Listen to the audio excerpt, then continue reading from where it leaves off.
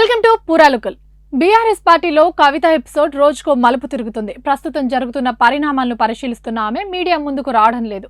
ఆమె ఎలాంటి నిర్ణయం తీసుకోబోతున్నారో చెప్పలేదు. తనపై సోషల్ మీడియా వేదికగా ట్రోలింగ్స్, విమర్శలు, పోస్టులు అన్ని గమనిస్తూనే ఉన్నారు. ఆమెపై రకరకాలుగా వస్తున్న ఊహాగానాలకు తన సోషల్ మీడియా సైన్యంతో రిప్లైలు ఇప్పిస్తూ పోస్టులు పెట్టిస్తున్నారనే చర్చ కూడా ఉంది. ఇంకోవైపు బీజేపీ ఎంపీ రఘునందన్ రావు చేసిన వ్యాఖ్యలు మీడియాలో పెను దుమారం రేపాయి.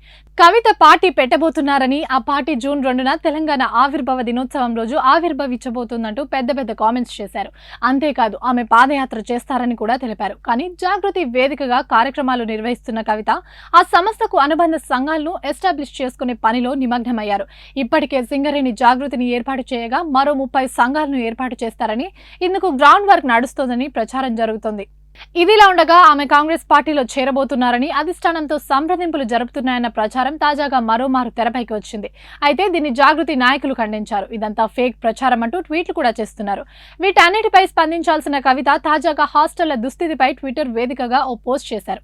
సోషల్ వెల్ఫేర్ గురుకుల పాఠశాలల దుస్థితిని ఎండగట్టారు. రాష్ట్ర వ్యాప్తంగా సాంఘిక సంక్షేమ గురుకులాలతో కలిపి 1200 మంది ఉద్యోగులను తొలగించడం అన్యాయమని పేర్కొన్నారు. మధ్యాహ్నం 12:10 కవిత ట్వీట్ చేశారు. అయితే చెల్లెలు ట్వీట్ చేసిన 20 నిమిషాలకు కేటీఆర్ కాళేశ్వరం రిపోర్టును ప్రస్తావిస్తూ ట్వీట్ చేశారు. రేవంత్ ప్రభుత్వం కావాలని కాళేశ్వరం ప్రాజెక్టుపై కక్షపూరితంగా వ్యవహరిస్తుందని పేర్కొన్నారు. అయితే బయట ఇంత ప్రచారం జరుగుతున్నా, సోషల్ మీడియాలో రకరకాల పోస్టులు వెలుస్తున్నా ఆమె బయటకు రాకపోవడం, క్లారిటీ ఇవ్వకపోవడం ఏంటన్నది హాట్ టాపిక్ గా మారింది.